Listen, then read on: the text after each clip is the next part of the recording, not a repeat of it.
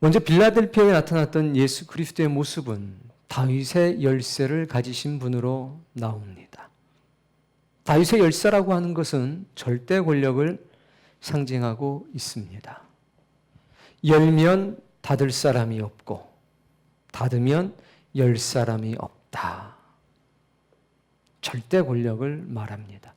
이 다윗의 열쇠라고 하는 말이 성경에 처음 등장한 것은 이사야 22장 22절에서입니다. 그때도 동일하게 쓰여졌습니다. 절대 권력을 가지고 나타나셨던 예수 그리스도. 이분의 모습은 거룩한 분.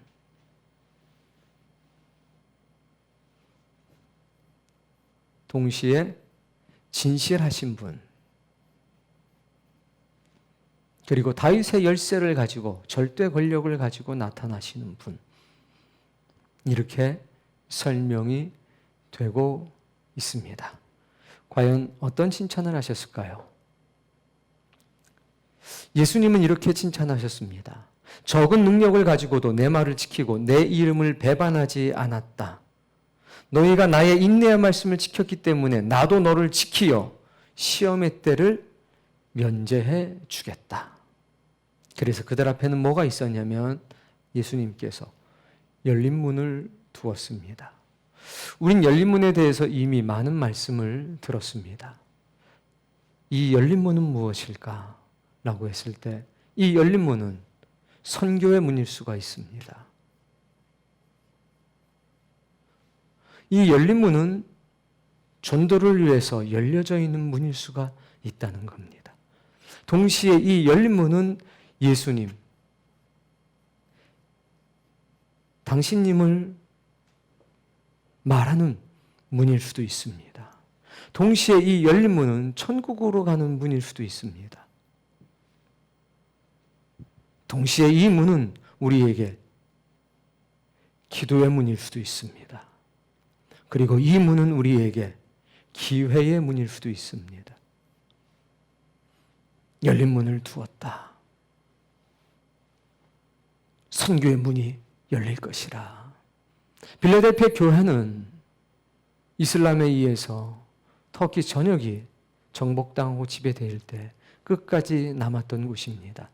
14세기 중반까지 교회를 지켰던 마지막 보리였습니다. 지금도 그러합니다. 열린 문이라고 하는 것은 예수님께서 너희는 항상 나에게 나아올 수 있는 기회가 있다. 내가 너희를 기다리고 있다. 이렇게 쓰여질 수도 있습니다. 동시에 너희에게는 천국의 문이, 하늘의 문이 열려져 있다.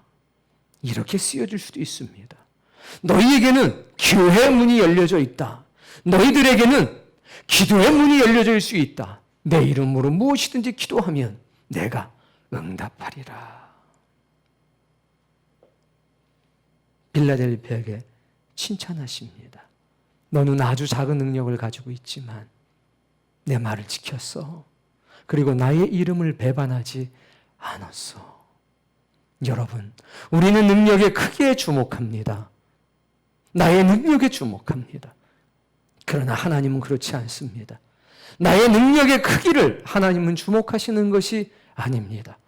하나님이 주목하시는 것은 네 능력이 크냐, 네 능력이 작으냐, 네가 얼마나 큰 열매를 맺혔냐, 이것이 아니라는 겁니다. 네가 네 능력만큼 하고 있냐? 네가 작은 능력을 가지고도 내 말을 지키고 있느냐? 내 이름을 배반하지 않고 있느냐? 네가 나의 인내의 말씀을 지켰으니 나도 너를 지키어 시험의 때를 면함받게 할 것이라. 사랑하는 성도님, 우리의 능력의 크기를 보지 마시고 하나님의 능력의 크기를 보도록 하십시다. 나는 부족한 존재일 수도 있고 다른 사람에 비해서 조금 나아 보일 수도 있습니다. 그러나 우리의 능력의 크기는 언제나 하나님 앞에 작은 능력일 수밖에 없습니다. 우리 중에 누가 사망의 강을 건너갈 수 있는 사람이 있단 말입니까? 우리 중에 누가 육신의 한계를 초월해서 하나님 나라의 문고리를 붙잡을 수 있는 사람이 있단 말입니까? 우리의 능력으로는 사망의 강을 건너갈 수가 없습니다. 오직 살아계신 하나님, 살아계신 예수님, 살아계신 성령님, 그분의 옷자락을 붙들고 진리의 말씀을 붙들고 은혜의 말씀을 붙들고 살아갈 때, 끝까지 예수 그리스도의 이름을 배반하지 않고 살아갈 때, 주님께서는 네가 나의 인내의 말씀을 지켰으니 나도 너를 지키어 시험의 때를 면함받게 할 것이다. 이런 칭찬을 우리에게 할 줄로 믿습니다. 오늘 이 놀라운 칭찬이 사랑하는 모든 교회들의, 교우들의, 성도님에게 임하기를 바랍니다. 세 번째는 책망인데, 필라델피아 교회는 서머나 교회와 더불어 책망할 것이 없는 교회였습니다. 교회는 그 사이즈의 능력이 있지 않습니다. 크기의 능력이 있지 않습니다. 필라델피아는 작고 작은 교회에 불과했지만, 아주 작은 도시에 불과했지만 책망할 것이 없는 교회였습니다. 오늘 비록 우리가 소자라고 불리우는 작은 자라 할지라도 많은 열매와 많은 것을 하나님께 드릴 수 없는 아주 부족한 존재라 할지라도 하나님 보실 때 책망할 것이 없는 작은 능력을 가지고도 예수 그리스도의 말씀을 지키고 예수 그리스도의 이름을 배반하지 않았던 필라델피아 교회와 같은 그런 영적인 은혜와 능력이 있기를 바랍니다. 네 번째는 권면입니다. 굉장히 많은 권면을 했습니다만 핵심적인 내용은 바로 이겁니다. 잡은 것을 굳게 잡아 면류관을 빼앗지 못하게 하라. 이미 면류관을 받았다는 겁니다. 이미 생명의 면류관을 받았습니다. 그리고 이 생명의 면류관은 잡은 것을 하나님께 주신 사명이 있었다는 겁니다. 하나님께 주신 말씀이 있었다는 겁니다. 하나님께서 주신 은혜가 있었다는 겁니다. 우리는 은혜를 붙잡아야 합니다. 우리는 말씀을 붙잡아야 합니다. 우리는 사명을 붙잡아야 합니다. 그게 곧 우리에게 생명의 면류관이 될 것이기 때문입니다.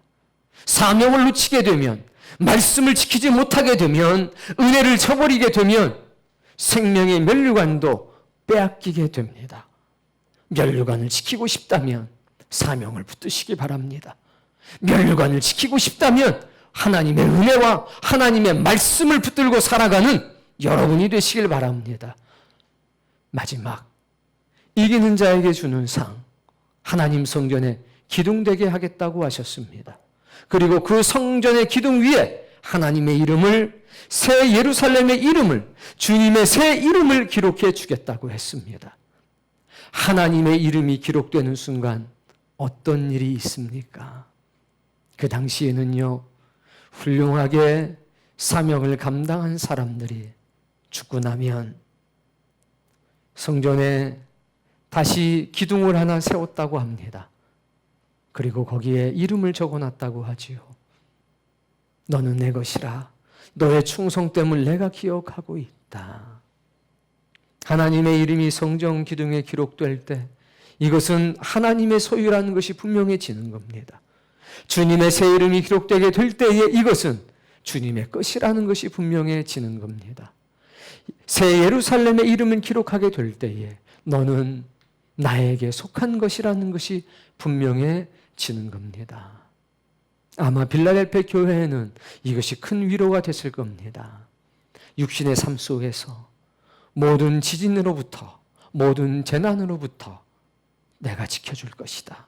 결코 무너지지 않은 기둥이 될 것이다. 결코 다시는 나가는 법이 없을 것이다.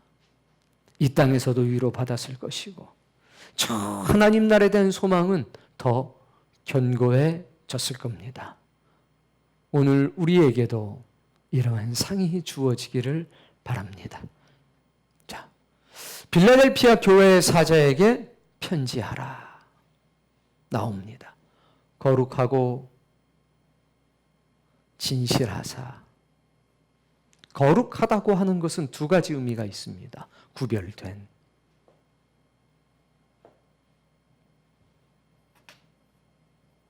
거룩하신 예수님, 구별된 예수님, 동시에 뛰어난 하나님이 거룩하니 너희도 거룩해라 했을 때 하나님의 거룩은 세상과 구별되는 거룩입니다. 동시에 뛰어난 구별입니다. 하나님은 그렇게 뛰어난 것으로 구별되십니다. 예수 그리스도도 마찬가지입니다. 거룩하고 구별된, 뛰어남으로 구별된 예수님. 진실이라고 하는 것은 두 가지의 뜻이 있습니다. 첫 번째, 거짓 증언과 구별된 진실, 참된 증언이라는 뜻이 있고요.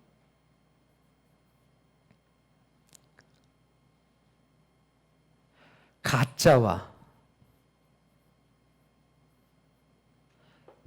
구별되는 진짜라는 뜻이 있습니다. 거짓된 증언이 아니라 참된 증언, 즉 믿을 만한 분, 동시에 가짜가 아닌 진짜, 진실하사 할 때의 진실은 바로 가짜가 아닌 진짜라는 뜻입니다. 예수님은 진짜입니다. 가짜가 아니라 예수님은 진실 그 자체라고 하는 겁니다. 믿을 만한 분이라는 겁니다. 구별된 구분이, 세상과 달리 가장 뛰어난 구분이, 거짓 증언과는 구별되는 진실한 말씀만 하시는 구분이, 가짜와 구별되는 진짜인 구분이 다윗의 열쇠를 가지고 우리에게 말한다는 겁니다. 절대 권력을 가지고 말씀하신다는 겁니다. 오늘 우리에게도 이런 예수님이 찾아오신다면 얼마나 좋을까요? 절대 권력을 가지고 계신 분, 거룩하고 진실된 그분, 그분이 나타나셔서 필라델피아 교회를 위로하시고 격려하기 시작합니다. 자, 8절 말씀 보시면, 볼지어다 내가 네 앞에 무엇을 두었다고 했냐면 열린 문을 두었다고 했습니다. 내가 너에게 기회의 문을 두었다. 내가 너에게 선교의 문을 두었다. 내가 너에게 천국의 문을 두었다. 내가 너에게 기도의 문을 두었다. 내가 나의 문을 두었다. 문이 닫을 사람이 없을 것이다. 역사적으로 빌라델피아는 어느 다른 성과 마찬가지로 일찍 문을 닫았습니다. 그러나 이 문이 시대적으로 가장 평화롭고 화평할 때 24시간 개방되는 시기가 있었습니다. 그래서 열린 문이라고 하는 것은 평안을 상징하고 평화를 상징하고 부흥과 번영을 상징하는 문이었습니다. 그런데 오늘 주님이 말씀하십니다. 내가 너 앞에 열린 문을 두었다. 어떻게 해석하든지 이것은 평안의 문이고 이것은 평화의 문이고 번영과 부흥의 문이라는 겁니다. 그런데 다윗의 열쇠를 가지고 있기 때문에, 다윗의 열쇠를 가지고 말씀하셨기 때문에 이것은 영적으로 굉장히 중요한 의미를 가질 겁니다. 그리고 나서 말씀합니다. 내가 너의 행위를 아노니. 사대교회는 행위를 살펴봤을 때에 참된 것이 하나도 없다고 했는데, 네가 많은 것을 가지고도 영적 수치를 모면할 수가 없다고 했는데, 필라델피아 교회는 말합니다. 내가 네 행위를 아는데, 네가 아주 작은 능력을 가지고도 내 말을 지키고 내 이름을 배반하지 아니했으니 내가 너에게 열린 문을 두노라. 내가 너에게 선교의 문을 열어두노라. 내가 너에게 기도의 문을 열어두노라. 내가 너에게 천국의 문을 열어두노라. 내가 너에게 번영과 평안의 문을 열어두노라. 이렇게 축복해 주시는 거 아닙니까? 이렇게 격려해 주시는 것 아닙니까? 오늘 이러한 칭찬을 들을 수 있는 신앙인이 다 되시기를 바랍니다. 9절 말씀에 보니까 굉장히 중요한 말씀이 나옵니다. 자칭 유대인, 스스로 하나님의 백성이라고 주장하는 사람들, 그런데 실상을 보면 사탄의 회당. 이 사람들은 하나님의 이름으로 하나님의 역사를 핍박하는 사람이었습니다. 하나님을 위해서 하나님의 아들을 죽여도 된다고 말하는 사람들이었습니다. 하나님을 위해서 하나님의 아들 예수 그리스도를 믿는 사람을 핍박하는 것이 옳다라고 주장하는 사람들이었습니다. 자칭 유대인이지만 실상은 사탄의 회당인 사람들이 있었습니다. 이들은 온갖 거짓말로 하나님의 교회를 핍박했습니다. 그런데 이 사람들에게는 권세가 있었고 돈이 있었고 많은 무리가 있었기 때문에 이 거짓말 때문에 필라델피아 교회는 너무나 큰 어려움을 겪게 됐습니다. 하나님 말씀하십니다. 그런 사람들 중 몇을 너에게 주어서 네 발 앞에 절하겠다. 무릎 꿇게 하겠다. 사과하게 하겠다. 용서를 구하게 하겠다라고 말씀하십니다. 그때 너는 내가 너를 사랑하는 줄을 알게 될 것이라. 그런데 이 역사가, 이 말씀이 이루어지게 되려면 뭐가 필요합니까? 인내가 필요한 겁니다.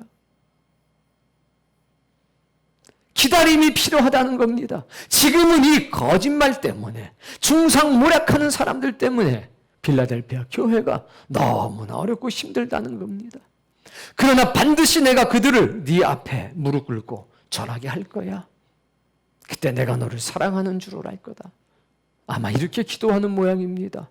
하나님, 우리의 원한을 언제 풀어주실 겁니까? 거짓말로 고통받아하는 우리의 삶을 하나님 잘 알고 계시지 않습니까? 주여, 나를 불쌍히 여기고 나를 긍휼히 여겨 주옵소서. 이렇게 기도했더니 내가 너를 사랑해. 그 거짓말하는 사람들, 나의 이름으로 나의 백성을, 나의 교회를 핍박하는 그 사람들, 자칭 유대인이라고 주장하지만 실상은 사단의 회당인 그 사람들, 그들 중에 며칠 네 앞에 무릎을 꿇을 테니까 기다려라, 견뎌라, 참아라. 지금 이렇게 말씀하는 겁니다. 그러니 기다려야 되니, 이 말씀이 이루어질 때까지 기다려야 되니 이것을 우리는 인내의 말씀이라고 말하지 않겠습니까? 여러분들이 혹시 억울한 일을 당하고 있습니까? 사람의 거짓말로 고통당하고 있습니까?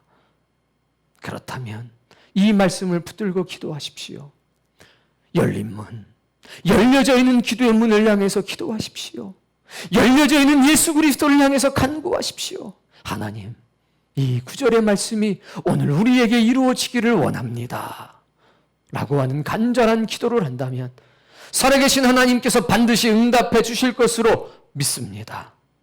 자, 10절 말씀에 보니까 네가 나의 인내의 말씀을 지켰은즉, 중요한 것은 바로 이겁니다. 나의 인내의 말씀.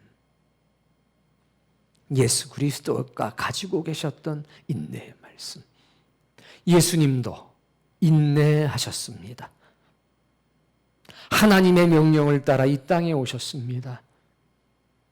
그런데 세상이 예수 그리스도를 받아주질 않으셨습니다. 죽기까지 순종하시고 죽기까지 충성을 다하셨습니다. 이분도 묵묵히 견뎌내셨습니다. 내가 하늘에 속하고 세상에 속하지 아니하였기에 세상이 나를 핍박하였도다. 그러나 염려하지 말라. 내가 세상을 이기었노라. 내가 세상을 이긴 것처럼 너희도 세상을 이길 수 있다. 동시에 세상이 나를 핍박한 것처럼 너희도 핍박할 수가 있다. 그러나 나를 본받아라.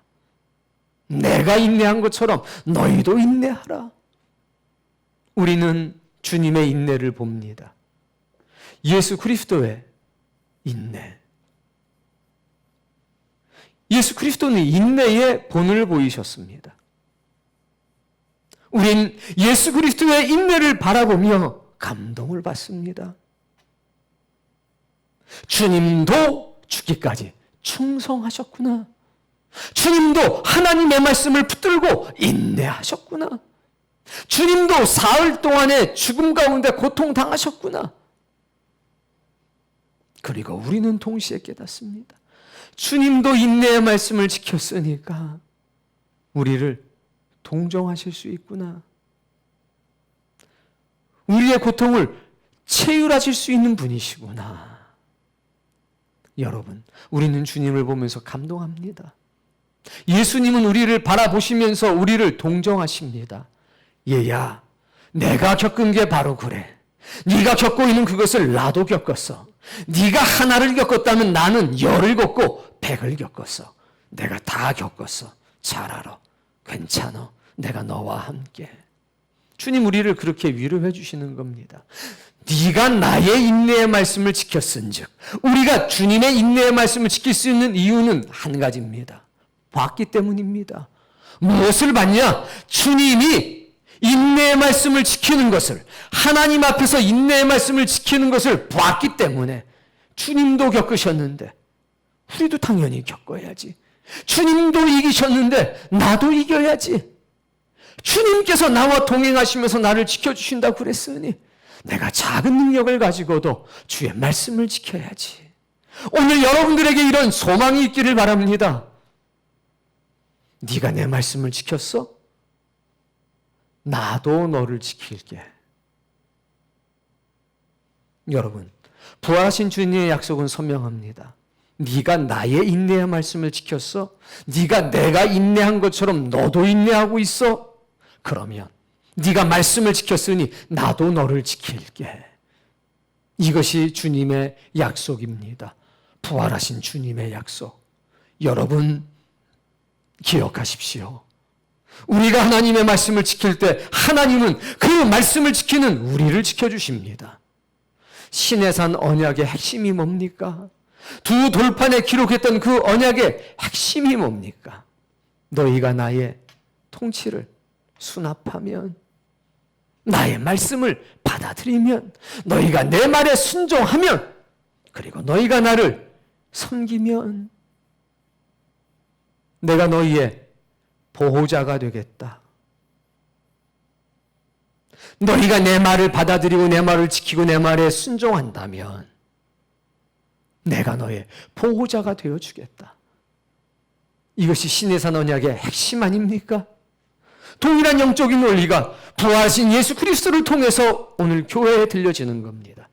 나의 인내의 말씀을 지켰은즉 우린 예수 그리스도께 속해 있고 하나님에게 속해 있는 진리를 지키는 겁니다.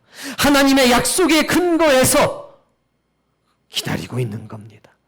그러면 내가 지킬게. 오늘 주의 말씀을 붙들고 사시고 하나님의 언약을 붙들고 사시는 하나님의 사람이 다 되시기를 주의 이름으로 축복합니다. 자, 예수 그리스도께서 우리를 지켜주실 때에 어떤 일이 있냐? 시험의 때를 면하게 해주신다 이겁니다. 이것은 온 땅에 있는 모든 사람을 시험할 때라고 했습니다. 여러분, 10가지 재앙이 애굽 땅에 쏟아졌을 때에 면하게 해주셨습니다. 그 시험을 이기라고 하지 않았다는 겁니다. 마찬가지로 우리가 하나님의 통치를 수납하고 하나님을 섬기면서 살아가면 하나님께서는 우리의 보호자가 되주셔서 온 땅에 거하는 자들을 시험할 때 그 재앙으로부터 우리를 보호해 주시겠다는 겁니다. 그것을 패스, 유월하게 해주시겠다는 겁니다. 오늘 그 은혜가 우리에게 있기를 바랍니다. 자, 내가 속히 오리니 주님은 말씀하십니다. 내가 어떻게 오겠다? 속히 오겠다. 빨리 오겠다. 주님은 빨리 오실 겁니다. 빠른 구름을 타고 오실 겁니다. 주님께는 1000년이 하루 같다는 사실, 하루가 1000년이 같다는 사실을 기억하시기 바랍니다. 네가 가진 것을 굳게 잡아라. 아무도 네 면류관을 빼앗지 못하게 하라. 사랑하는 성도님, 빌라델피아와 같이 충성된 교회는 주님이 직접 말씀하십니다. 너는 면류관을 이미 받았느니라. 네가 가진 사명을 굳게 해라. 네가 받은 은혜를 굳게 해라. 네가 받아가진 인내의 말씀을 굳게 해라. 네가 가진 약속을 굳게 해라. 그것이 곧 너에게 생명의 면류관이라는 사실을 기억해라. 네 눈에 생명의 면류관이 보이지 않는다고? 아니야. 네 사명이 곧 생명의 면류관이야. 네가 받은 은혜가 곧 생명의 면류관이야. 네가 받은 진리와 네가 받은 말씀이 곧 생명의 면류관이야. 아무도 그것을 너에게 빼앗지 아니하도록 지키는 사람이 되어야 합니다. 사명을 지키시고 은혜를 지키시고 하나님의 언약과 하나님의 은혜와 하나님의 진리를 지키는 여러분이 되길 바랍니다. 그래 기도해야 되는 겁니다. 하나님께로 나아가는 길이 막히지 않도록 교회에서든지 가정에서든지 직장에서든지 우리는 언제든 기도하는 사람이 되어야 합니다. 정기적으로 기도하는 사람이 되어야 될 겁니다. 동시에 개인적으로 기도할 수 있는 사람이 되어야 할 것입니다.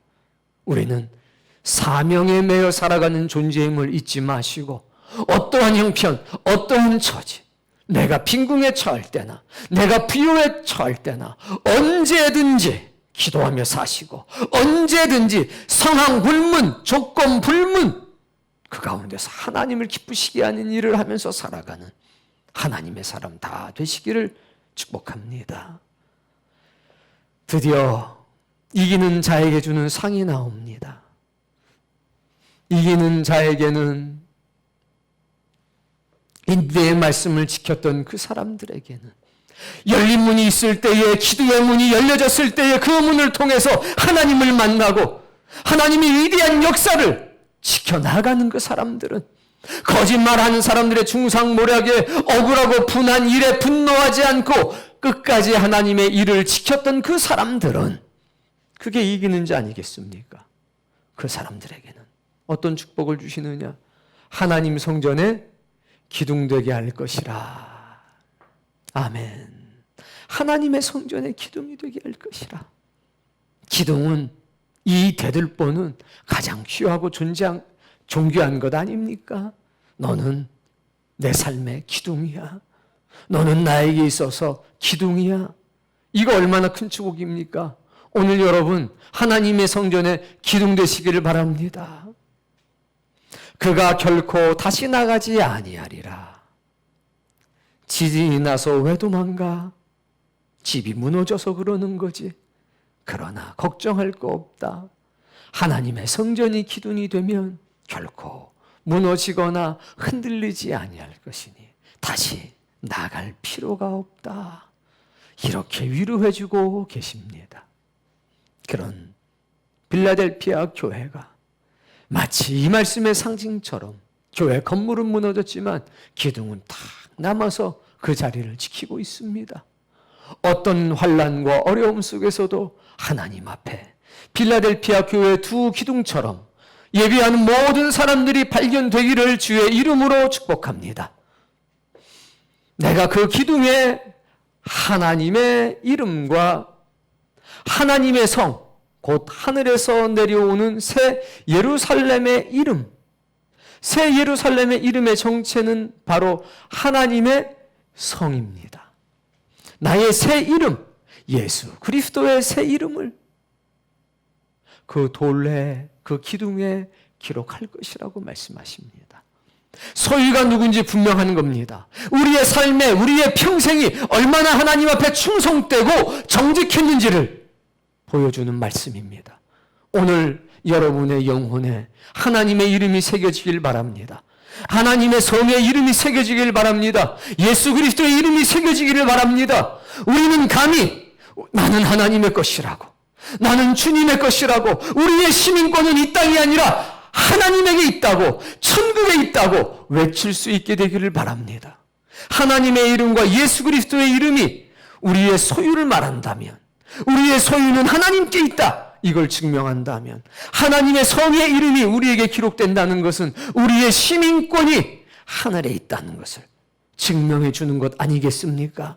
오늘 우리의 시민권이 하늘에 있다는 당당한 외침이 저 여러분에게 있기를 바랍니다. 마지막으로 말씀합니다. 귀 있는 자는 성령이 교회들에게 하시는 말씀을 들을지어다. 이 말씀이 오늘 여러분에게 들려지길 바라고, 이 말씀이 여러분들에게 생명의 양식 되기를 바라고, 이 말씀이 빌라델피아에게 주신 말씀이 아니라 오늘 저와 여러분에게 주시는 하나님의 생명의 말씀이 되기를 축복합니다.